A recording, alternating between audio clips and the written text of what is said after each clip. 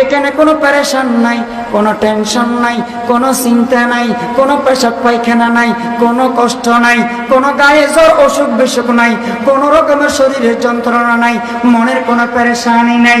এই জান্নাতের মধ্যে আপনি এক একটা খাদ্য আহার করবেন, আর যখন একটা ডেক দিবেন সাথে সাথে হজম হয়ে যাবে, কোনো রকমের পেশাব পায়খানা নাই। সুবহানাল্লাহ। জান্নাতের মধ্যে দিনও নাই রাতও নাই, দিনও থাকবে না রাতও থাকবে না। কেন? কারণ দিনের মধ্যে গরম লাগে, রাতের মধ্যে আবার অনেক সময় আধার আধার লাগে।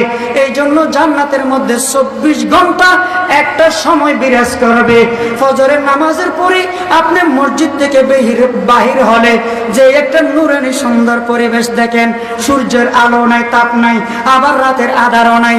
যে ফজরের নামাজের পরে পরিবেশ যেটা দেখবেন, প্রতিদিন দেখেন কিনা, ওই পরিবেশটা, ওই সময়টা জান্নাতের মধ্যে 24 ঘন্টা বিরাজ করবে। সুবহানাল্লাহ। ও মুসলমান, জান্নাতের মধ্যে আপনাকে আল্লাহ তাআলা যে বিল্ডিং দান করবেন, ওই বিল্ডিং এর এক একটা ইট হবে স্বর্ণের, আর 2 ইটের মাঝখানে আল্লাহ তাআলা রুবি সিমেন্ট, ডায়মন্ড সিমেন্ট দিয়ে জোড়া দিবে না। 2 ইটের মাঝখানে আল্লাহ তাআলা জোড়া দিবেন মেশকাম্বর দিয়ে। জোরে বলেন সুবহানাল্লাহ।